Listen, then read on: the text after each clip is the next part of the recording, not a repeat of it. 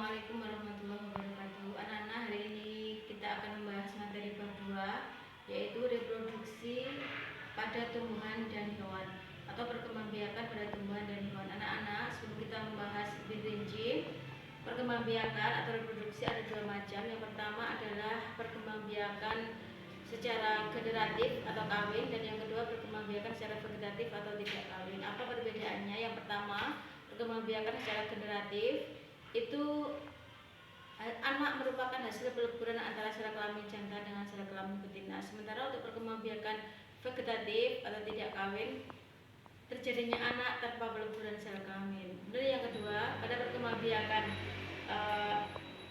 generatif, sifat anak akan sama persis seperti sifat dari merupakan perpaduan sifat anak akan merupakan perpaduan dari sifat induknya. Sementara untuk perkembangbiakan vegetatif, sifat anak akan sama persis seperti sifat induknya.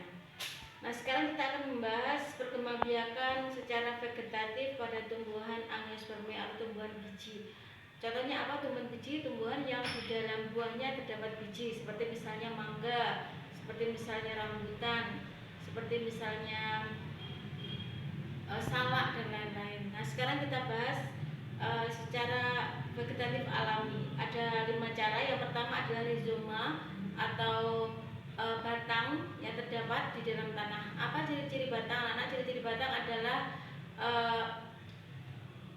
ada semacam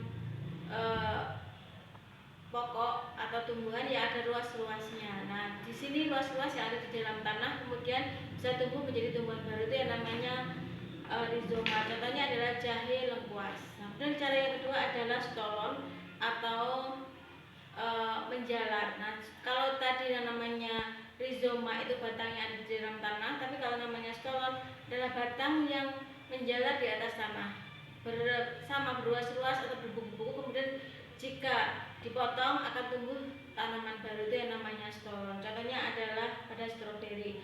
Kemudian selanjutnya adalah umbi lapis. Umbi lapis adalah daun atau batang yang berlapis-lapis. Di situ nanti kalau kita ambil itu bisa tumbuh menjadi tumbuhan baru. Contohnya adalah bawang merah. Dan yang keempat adalah umbi batang. Umbi batang sebenarnya adalah batang yang mengembung di dalam tanah. Kemudian kalau diambil kemudian ditanam bisa tumbuh menjadi tanaman baru, itu namanya umbi batang. Apa contohnya? Contohnya adalah ubi jalar sama kentang. Selanjutnya yang kelima adalah kuncup adventif. Apa itu kuncup adventif? Kuncup adventif adalah daun di mana dari pinggir-pinggir daun tersebut akan tumbuh tanaman baru yang bisa digunakan untuk perkembangbiakan. Contohnya apa? Contohnya adalah tanaman cocor bebek. Itu adalah perkembangbiakan vegetatif alami. Kemudian yang kedua adalah vegetatif buatan. Yang membuat adalah manusia. Di sini biasanya digunakan untuk memuliakan tanaman atau untuk menghasilkan tanaman yang lebih bagus daripada tanaman asalnya yang secara alami. Cara yang pertama adalah cangkok. Bagaimanakah cara mencangkok? Cara mencangkok adalah biasanya digunakan untuk tumbuhan berkayu yang ada kayunya, kemudian diambil kulitnya, dikelupas, kemudian diberi tanah, kemudian dilapisi oleh sabut kelapa atau plastik, dibiarkan sampai tumbuh akar, setelah itu dipotong dan ditanam. Itu namanya mencangkok. Bisa digunakan untuk tanaman yang berkayu seperti jambu, seperti mangga, seperti rambutan dan lain-lain. Dan yang kedua adalah merunduk. Merunduk itu adalah untuk tanaman yang batangnya menjalar, agak memanjang dan lunak. Biasanya kemudian tanaman tersebut akan dibengkokkan dan ditutupi oleh tanah. Kemudian dari situ akan muncul akarnya. Setelah akar yang muncul diambil, ditanam, bisa menghasilkan tanaman baru. Kemudian yang ketiga adalah stek. Stek, nama lain dari stek adalah memotong. Jadi bisa digunakan untuk ada stek batang, ada stek akar. Stek batang contohnya pada tumbuhan tebu, diambil batangnya, dipotong-potong, kemudian ditanam, akan menghasilkan tanaman baru. Stek daun contohnya ada seperti tanaman cocor bebek, bisa menghasilkan tanaman dari daunnya. Yang keempat adalah menyambung. Menyambung tanaman yang satu dengan yang lain yang sifatnya berbeda. Misalnya yang tanaman pertama akarnya kuat tapi buahnya masam, yang satunya lagi akarnya lemah tapi buahnya manis, disambung menjadi satu. Nanti akan menghasilkan tanaman yang baru yang misalnya akarnya kuat, rasanya manis. Dan yang terakhir adalah menempel, hampir sama seperti menyambung.